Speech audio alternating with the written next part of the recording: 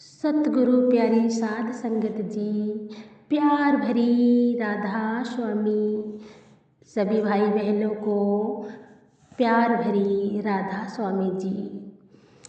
बड़ी सोचने वाली बात है, विचार करनी बात है कि गुरु साहिब ने जो ये शरीर धारण किया है, शरीरधारी संत है, सतगुरु ने आकर हमारे लिए यह शरीर धारण किया है। हमें गाय, भैंसे, घोड़े और दूसरे पशु पक्षियों की पशु ज्ञान नहीं दे सकते। आदमी का उस्ताद आदमी हो सकता है। गुरु का काम पर्दा खोलकर मालिक से मिलाना है। गुरु का असली रूप ब्रह्म, पार ब्रह्म, सतनाम, अनामी या परे से परे है, जो कि आखिर दर्जा है। वह गुरु है। बल्कि आम तौर पर संत कहते हैं कि जब तक तू रूहानी मंजिलों पर नहीं जाता, तू हमें बड़ा भाई समझ ले, यार दोस्त समझ ले, या तो हमें गुरु ना कहकर जब पर्दा खुल गया हो, जो तेरी मर्जी हो कह लेना। जब हम देहधारी हैं तो गुरु भी देहधारी ही है। जब हम ब्रह्म में जाएंगे, सतगुरु वहाँ शब्द के हैं। जब पार ब्रह्म में पहुँचेंगे, सतगुरु सार शब्द यानी निर्मल शब्द है। कहते हैं कि गुरु ही हमारा वेद है, गुरु ही हमारा शास्त्र है, गुरु ही हमारा षटकर्म है। मतलब कि जो कुछ भी है गुरु ही है, उससे बढ़कर हमारा कोई और हो ही नहीं सकता। कहते हैं कि अगर गुरु को प्रत्यक्ष कर ले तो उसके साथ पूरा पूरा प्यार जुड़ जाता है। जब गुरु के साथ प्यार है तो उसकी मौत के वक्त यमदूत नहीं आते। वे हमारा कुछ भी नहीं बिगाड़ सकते। अगर उसका ध्यान करोगे, उसका रूप हो जाओगे। अगर मेले का ध्यान करेंगे तो मेले हो जाता है। सो जब गुरु का ध्यान करेंगे तो मन निर्मल हो जाता है और सब कुछ कट जाता है। सोना काई न लग गए, लोहा घुन नहीं खाए, बुरा भला जो गुरु भगत कबहु नरक नहीं जाए। पूरे गुरु का सेवक कभी नरक नहीं जा सकता। लेकिन अगर गुरु के साथ पूरा प्रेम प्यार हो, अब जो कहते हैं कि गुरु की ज़रूरत नहीं, उनका क्या हाल है। मगर नहीं, ब्रह्मांड पलट जाए, संतों का वचन नहीं पलटता। हम 84 में भटकने वालों को गुरु ने वाणी यानी कि शब्द का दान दिया, यानी जीवन दान दिया, जिसमें बढ़कर और कोई दौलत नहीं। यह दुनिया और दुनिया के सामान फना है। ए मालिक, अगर मैं कुछ मांगता हूँ तो तुझे, और तो सब कुछ फना है। अगर सबसे ऊंचा कोई कर्म दुनिया में है, कोई मुक्ति का जरिया है, तो कीर्तन है, जो गुरु के जरिए ही सुना जा सकता है। लोग ढोल धमाके बजाते हैं, बजाने की कीर्तन करते हैं। वह कीर्तन वह भी है, पर सच्चा कीर्तन, सच्चा हर एक के अंदर, वह हर वक्त हो रहा है। वह अखंड कीर्तन है। हम सो जाते हैं, वह नहीं सोता। क्या जब हम नींद में सो जाते हैं तब हमारे अंदर जो सांसें चल रही है, हमें पता होता है कैसे चल रही है, कौन चला रहा है। वह कीर्तन हर एक के अंदर हो रहा है।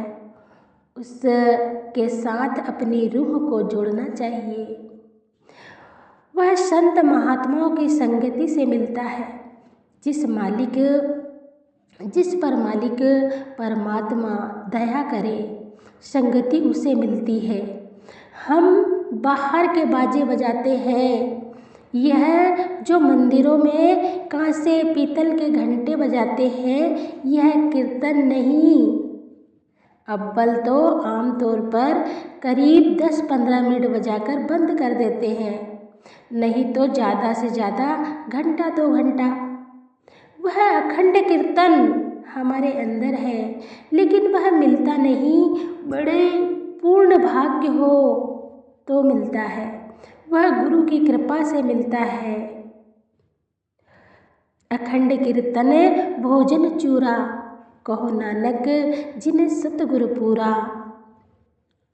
सतगुरु हमारे कलेश दूर करके, नाम के साथ हमारा प्यार जोड़कर मालिक की दरगाह में ले जाते हैं। कहते हैं कि वह मालिक अगम है, वहाँ किसी की मंगता यानी पहुँच नहीं, वह अगोचर है। लेकिन सतगुरु ने कृपा की, हाथ जो होकर साथ होकर पहुँचा दिया।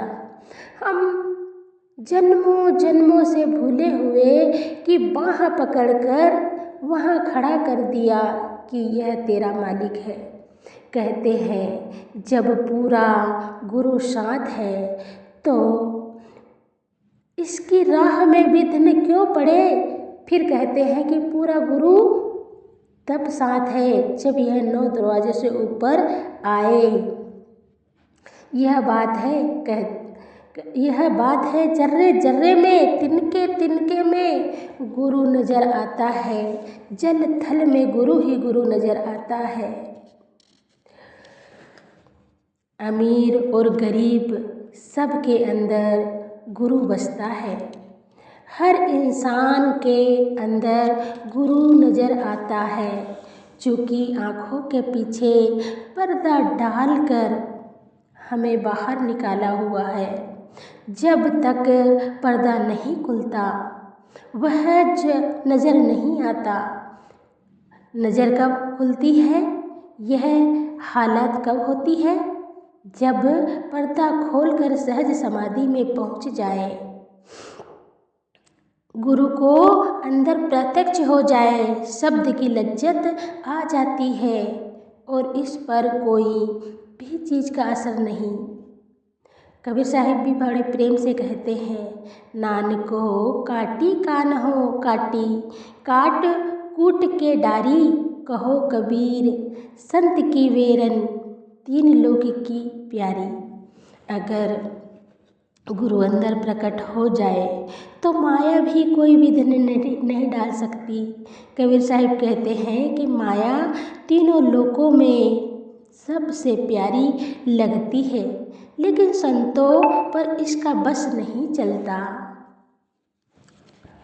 गुरु ने जब नाम दिया, यह 84 में नहीं जाता।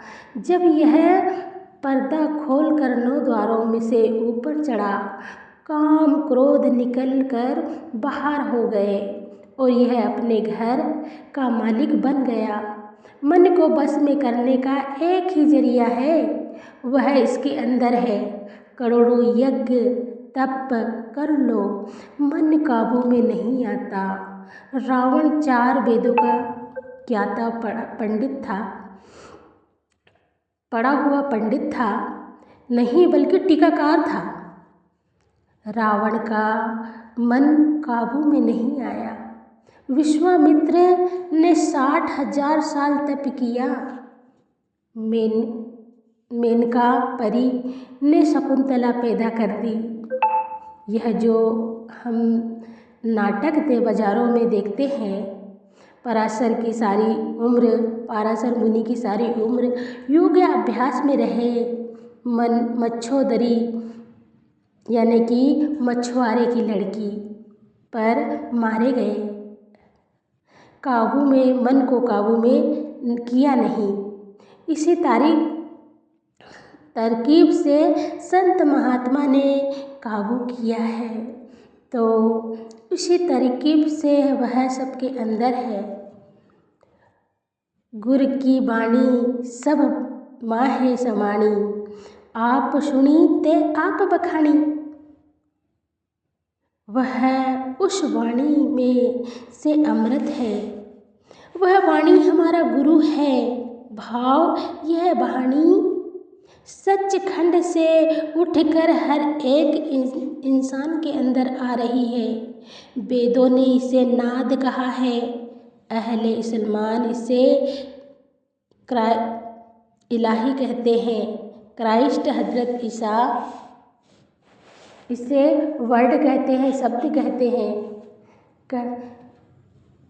जिन जिन को गुरु ने यह वाणी का पल्ला पकड़ा दिया है, संसार समुद्र से पार हो गए हैं, सतलोक पहुँच गए हैं।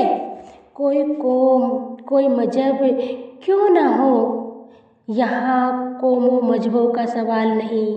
यही कानून सतयुग में भी था, यही द्वापर में भी है, यही त्रेता में भी है, और हम रोज़ रोज़ सत्संग में सुनते भी हैं।